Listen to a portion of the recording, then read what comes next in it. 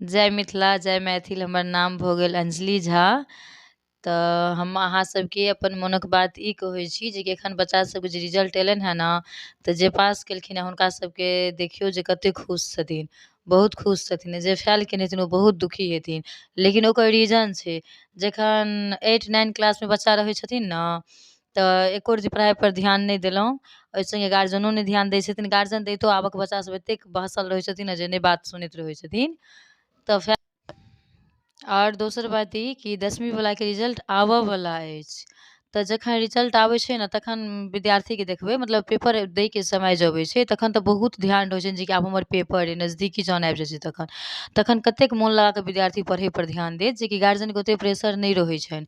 अपने आप विद्यार्थीके बहुत प्रेशर रहै छै, टेंशन रहै छै जे कि केना नंबर आयत, केना नहि पढ़ब। लेकिन ओहे अहाँ शुरूसँ लाइन अगर सही केने रहबै, तऽ किए अहाँके माता-पिता दुखी रहतथि, किए अहाँके सर समाज दुखी रहतथि अहाँके देख कऽ। किएक नहि अहाँके बड़ाइ करतथि कि ई बच्चा बहुत नीक पढ़ाइमे रहै छै। ताहि दुआरे पढ़ाइके साथ सभकिछु करबाक चाही। दोसर बात, जे 12वीं बच्चासभ पास केलखिन हेँ, हुनका सभके सपना हेतनि कोटा जायके, बहुत बहुत दूर दूर जगहपर मे, जे कि नहि आब गाँवमे केना पढ़थिन, मधुबनी, दरभंगा, पटना नहि पढ़ि पेतै, कोटे भेज दै छियै, हमर बौआ कलेक्टर भऽ जायत, ई भऽ जायत, बहुत रङ्गके सपना। लेकिन ओहि सपनाके साकार एहि हिसाबसँ नहि करबाक चाही कि से अपन मिथिलाके जे बौआसभ छथिन, से तऽ मिथिलेके लैंग्वेज ज्यादा जनै छथिन, बहुत तऽ हिंदी जनै छथिन। और किछु एहन लैंग्वेज रहै छै बाहरके, जे कि आदमी नहि समझि पाबैत रहै छै। फर्स्ट बात। ओकर बाद सेकेंड बात, जेनाकि अंग्रेजी, सही बात, अंग्रेजी वर्ड जे छै से हर बच्चाके बसके बात नहि छै एखन।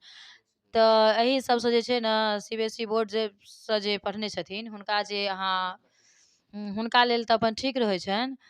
एकर बाद बिहार बोर्डके जे छथिन बच्चा, ओ अगर पास कऽ जाइ छै, तऽ हुनकर माँ-बाप, परिवार सब बहुत खुश होइ छथिन। नहि, नहि, हम बौआके कोटा भेजबे करब, हमर सपना जे अइ से पूरा करत बौआ।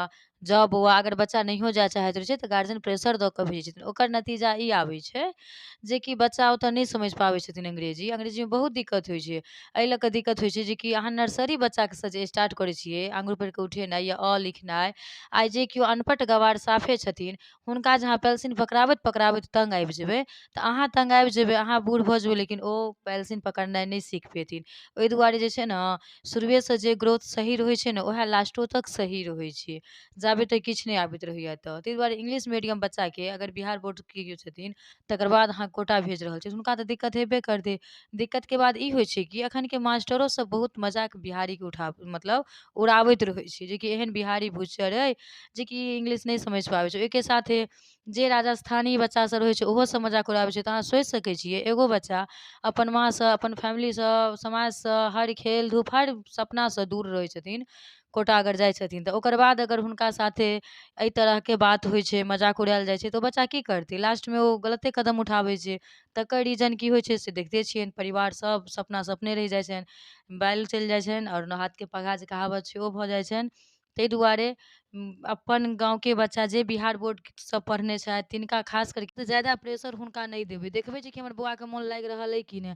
अगर मोन लागि रहल अइ, बच्चा कहि रहल छै ठीक छै हमरा मोन लागि रहल अइ, बच्चोमे छै जे कि मिस यूज नहि करबाक चाही। गार्जियन जे ई सपनासँ अहाँके भेजलक है, ओही सपनाके अहाँ साकार करैके कोशिश करू। एगो मिस यूजोके टाइम होइ छै, ओ मिस यूज अहाँ टाइमपर मे करब, ओहि लए कोनो बात नहि छै। पढ़ाइ करू, पढ़ाइके उमर जे छै, उमरे टाइमपर पढ़ाइ होइ छै। एहन चीज इएह एगो छै, और इएह अहाँके साथ जायत। एकर सिवा किछु नहि जाइ छै। पैसा दौलत किछु रहि जाइ छै, और डिग्रिए एहन छै जे कि ओ डिग्री अहाँके साथ जायत, जीवन साथी रहत। ई पढ़ाइ ओ चीज छै। तऽ जिनका किनको पेपर भऽ गेल, हुनको सबके तहे दिलसँ मिथिला समाचारसँ अंजलि झा अहाँ सबके धन्यवाद करै छथि। मोन लगा कऽ पढ़ू।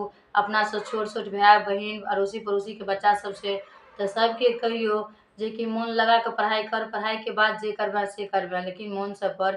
तऽ तहे दिलसँ अहाँ सब गोटाके धन्यवाद करै छी। जय मिथिला, जय मैथिल। हमर वीडियो अगर नीक लागल हुए तऽ लाइक